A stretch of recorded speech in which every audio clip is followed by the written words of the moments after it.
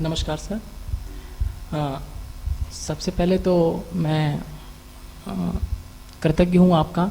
जब से मैं आ रहा हूँ, अ, जैसे कि मुख्य बात जो मैं मुझे लगी आपके जो भी आपने बातें बताई हैं इम्पोर्टेंट, अपने स्रोत से जुड़ना, प्रकृति से जुड़ना हो तो उसमें मैंने देखा कि काफ़ी लाभ हो रहा है।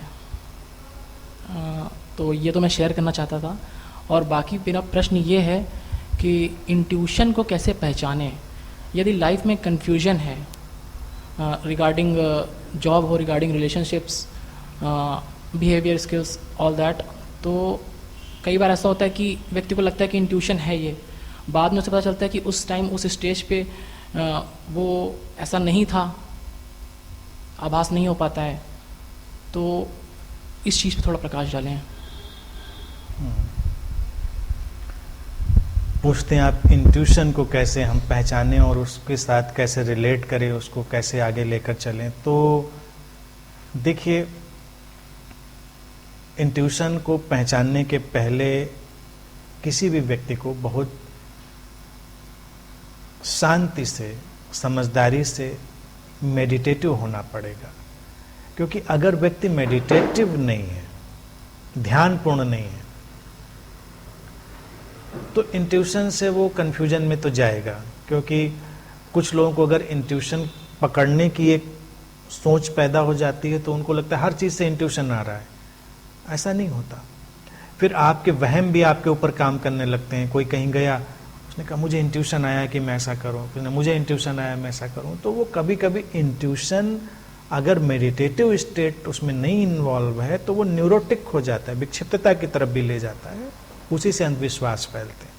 लेकिन उससे हटाकर अगर हम इंट्यूशन या अंतः प्रज्ञा या सहज बोध की स्थिति को हम देखें तो वो इंटरेस्टिंग है।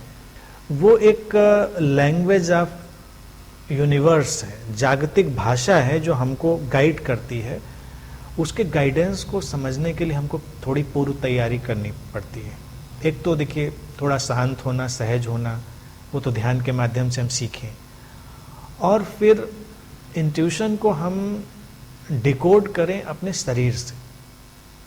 जो हमारा शरीर है ये बिल्कुल एंटीना का काम करता है, रडार का काम करता है।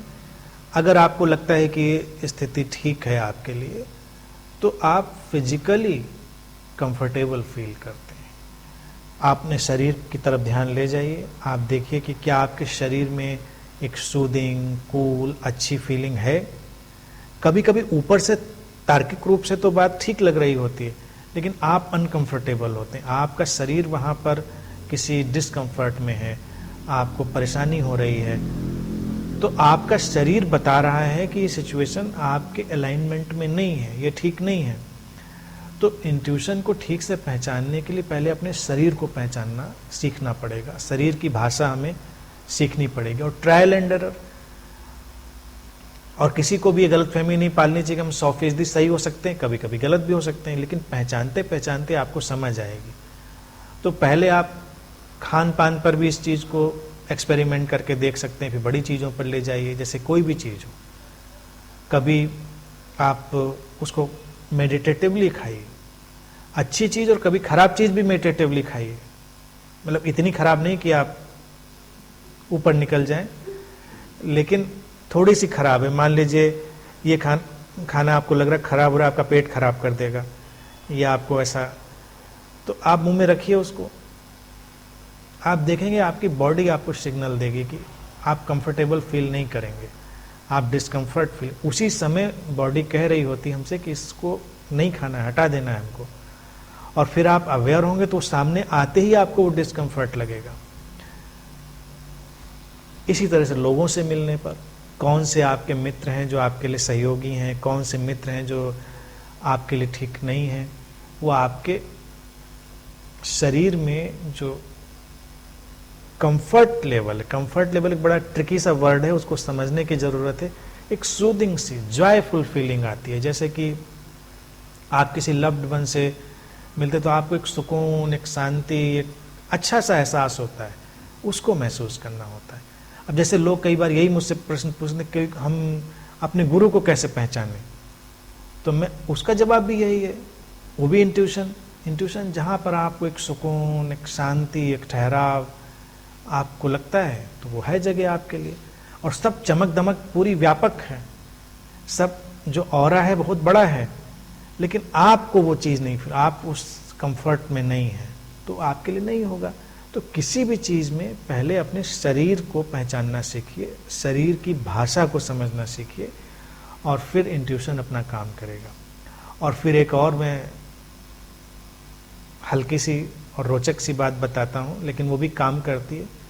कभी आपको फैसला लेना है, नहीं समझ में आ रहा है, तो फैसला तो आप कॉस्मिक विल पे छोड़िए, लेकिन आपको फैसला लेना भी है और आपको समझ में नहीं, इधर जाएं उधर जाएं, ये करें ये न करें ना करें, तो आप अस्तित्व को साक्षी मानिए, कॉस्मिक विल पे छोड़िए और एक सिक्का निकालिए और हेड एंड टेल कर लीजिए।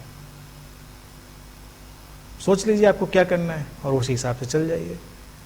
वो भी आपको इंट्यूशन की तरफ ले जाएगा, क्योंकि आपने भरोसा किया, रिलाई किया, और अभी तो आपको रास्ता निकालना था।